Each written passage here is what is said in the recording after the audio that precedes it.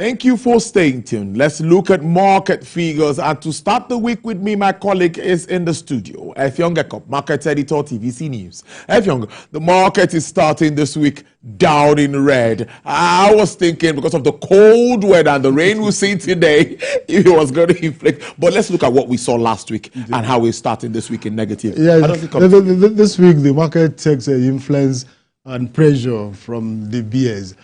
Because investors, the discerning ones, saw a window, to make a little profit out of investments. For nearly 2 weeks, we've seen stock prices, marking up at a reasonable level. And so some of them move in to take especially banking securities. As we are moving close to the end of the year, it is the banking sector that almost everyone wants to understand what is happening.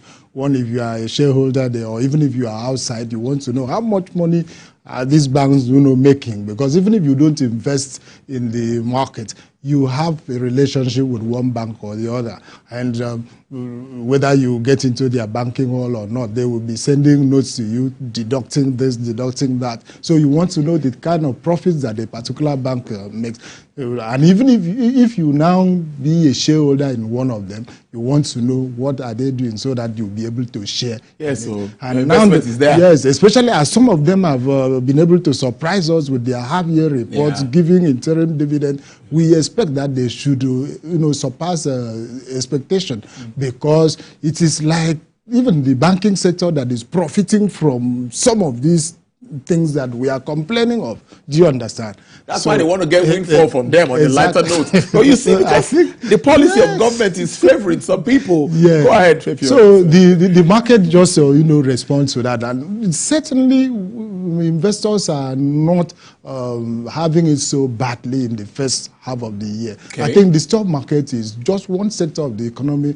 that has performed creditably on the average. But some people used to ask me, why is it that the market, you talk of going up every time when we are feeling the pain and all of this. That's not even the answer to give us at this time. But the summary of it is that those who play genuinely in the markets from the beginning of this year till now, certainly they have been able to realize some level of profits from their investment. That is not to say that all is well with the entire economy. Yes. You know that the stock markets, only very few Nigerians understand. Yes. Less than 10% of the population plays this. So, and indeed, it also works when you have money as investable funds. So you may see opportunity. If you don't have the money to take it up right there, you won't benefit from it. So it works two ways. So the major thing that we are asking is that let the entire economy be up and doing. We have a functional, a productive, economy. That's when you will see that even the market will grow bigger than this, and many other people will come to the market and they will also enjoy it. Transcorp is on the list of gainers today, Effiong. Transcorp has been a company that's, it cannot escape the eyes of dutiful investors. Yeah, exactly. Apart from playing in the power sector, Transcorp has been able to show itself very strongly in the market. Transcorp, is listed in the main board of the exchange. That is to tell you, it is not a company to play with. And the directors, the management, all of them, they are the people that you look at them, you really want to know what they. So we have you want to put your money there. Exactly. So we see Access Holdings, Transcorp, United Capital, Jais Bank, Fidelity. They are all the ones that have been able to make some, genuine gains today. Then the losers, you have First Bank Holding. A lot is happening with First Bank now. Change of the board, and there is a kind of stability. And investors are watching First Bank very seriously. You hear they also want to change their name somehow. So something is happening. Then UBA, Boa Cement, a very big company, losing as much as 10%. UACN, then GT Holdings. These are those who have dropped their prices, in today's trading. Yeah. Thank you so much for your insights as usual. My colleague, Effiong Ekop, Markets Editor, TVC News. Thank you, Tolu. All right, then. Well, Asian shares rose today as the yuan dipped amid political uncertainty after Japan's ruling party lost its majority in the parliament's lower house in the weekend elections, while the US dollar rose to 153.4 Japanese yen, trading at 140 yen levels last month. Japan's benchmark Nikkei surged 2%. Australia's S&P ASX 200 gained 0.1%. South Korea Kospi edged up 1%. Hong Kong Hang Seng added 0.3%. Shanghai Composite rose 0.4%. On the Wall Street, U.S. stock indexes drifted to a mixed finish. And, of course, that's giving the market the first losing week since early September. The S&P 500 closed little changed after having been up 0.9% earlier in the day. The Dow Jones Industrial Average fell 0.6% and also posted its first weekly loss after 6 straight gains. The Nasdaq Composite rose 0.6%.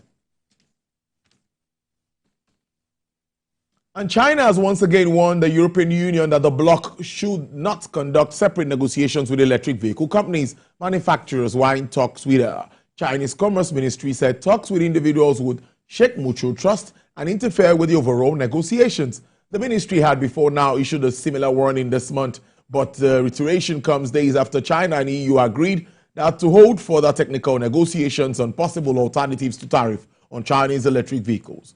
Both sides have clarified the price commitment would continue to be the solution to the dispute, and the ministry said the next phase of consultation had begun. Japanese medical equipment and maker Olympus have announced the resignation of its chief executive officer, Mr. Stefan Kaufmann. The medical equipment manufacturer says Mr. Kaufmann stepped down at the request of the board of directors, which followed an investigation into allegations he had bought illegal drugs. Olympus said Mr. Kaufmann resigned from the post effective immediately. He joined Olympus in 2003 and has served as CEO and president since last year. The firm says the board unanimously determined that Kaufmann likely engaged in behaviors that were inconsistent with the firm's code of conduct.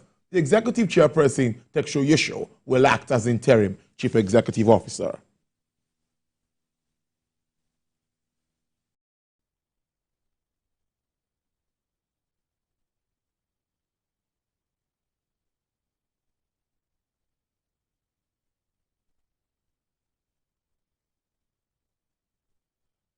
Prices tumbled more than $3 a barrel today after Israel's retaliatory strike on Iran over the weekend bypassed Iran's oil and nuclear facilities and did not disrupt energy supplies in geopolitical tensions in the Middle East.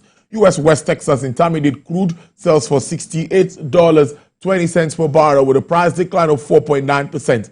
Brent also experienced an upward price review of 4.76% to sell for $72.43 per barrel. Bonny Light sells for $78.62, down 2.84%. For the OPEC basket, dealers are offering $74.70, upward review of 0.31%.